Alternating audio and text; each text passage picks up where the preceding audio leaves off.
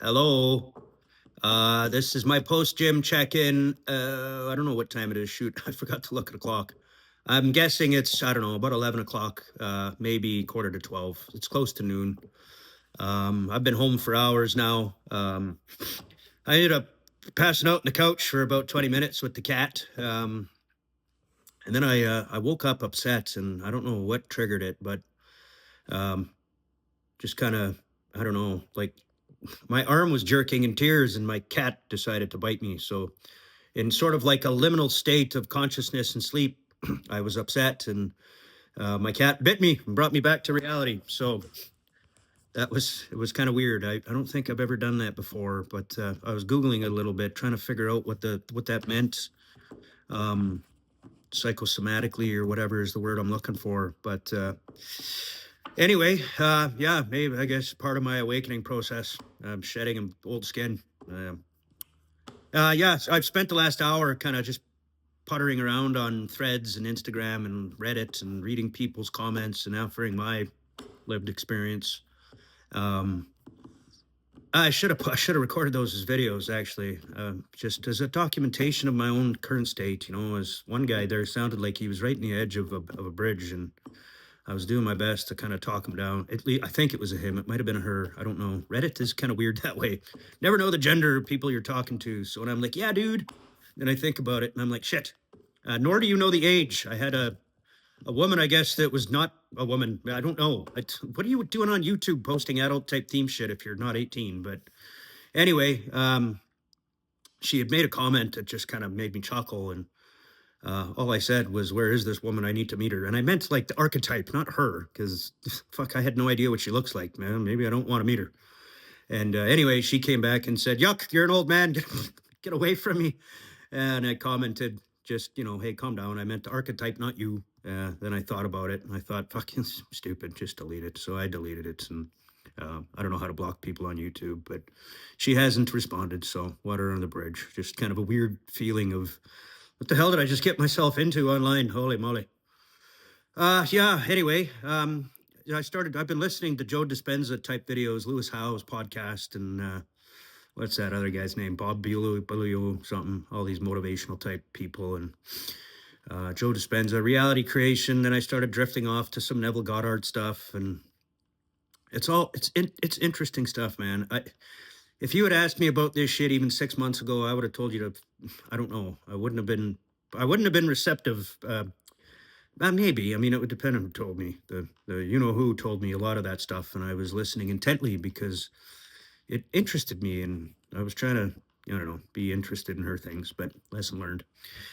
Anyway, I mean, it is interesting in retrospect, and talking about reality creation and all this stuff, and yeah, the one thing led to another, and then I started somehow ended up on Andrew Tate and um, what's that fella's name? He's a big fucking jacked guy. He was a prison inmate for 10 years, and he had my attention about 6-7 years ago, I guess, when he first got out of the prison system. I just found him interesting, and his intensity and anger kind of matched my own. So he resonated with me, and he was really intense, and he's a big jack guy with all these tattoos, and he's a white guy in the California prison system, so there was some racial tensions there. And anyway, I followed him for a while, and then I stopped because he was just too much. And I just watched a clip of him recently, and man, oh man, like, you'd think jail would humble you and give you a spiritual awakening, man. But I don't know. The guy was in there for 10 years, and he came out, and it sounded like he was taking corrective action to fix his flaws and his past histories and indiscretions. And I mean, the video that I just watched would suggest otherwise. I'm like, man, you're an asshole. And I looked at both of those guys, and Andrew Tate isn't as bad, but man, he says some stupid things. And I'm like, for men that are, I don't know, communicating a message of masculinity and strength and dominance and everything else, I see now, I don't know, man, some people would find that toxic.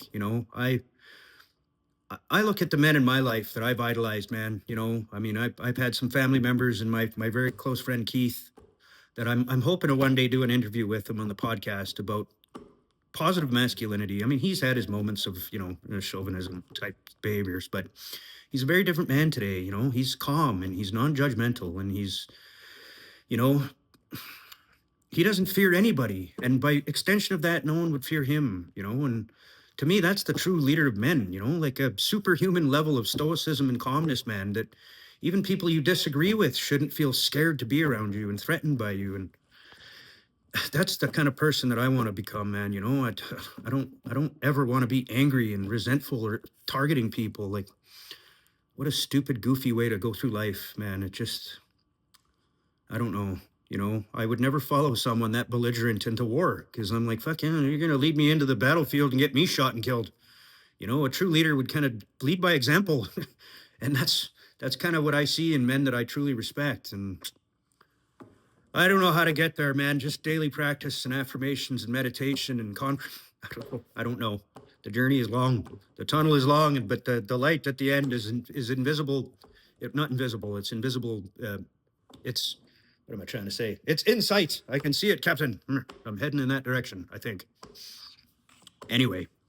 Yeah, just my post-gym check-in, man. I had to get that off my chest because, these are the kind of men that I would have gravitated towards only 5-6 years ago. And, I don't know if it was old age, I just couldn't keep up. My testosterone levels were dropping, and I just didn't have the same angst and anger in me for the last 4 or 5 years. And COVID, kicked the wind out of me, took me out of the gym, and I couldn't work out for a couple of years. And then I ddidn't work out because, why would you? Once you fall off the treadmill, why would you get back on? But yeah, just, man, all the crap that's happened to me in the last couple of months, 6 months here, man. I just keep telling myself, Alex, man, it's a sign from the universe that change is coming. Prepare for it, and it's going to make me a better person when I come out the other side. That's all I can hope for. That I live life from a point of abundance, not scarcity. This Joe Dispenza talks about lack and abundance and scarcity, and when he talks about the scarcity and the lack, I'm like, holy moly, that's definitely where I was coming from, man. That's why I wanted to control everything, because I had no self-control and I had nothing. So why would I bother controlling nothing? Anyway, this is going on almost 8 minutes, guys, so I'm gonna cut it long. As always, if you're watching, I see you, I love you, I appreciate you. Thanks for your attention, and I hope you have a fantastic day. We'll chat later. Bye now.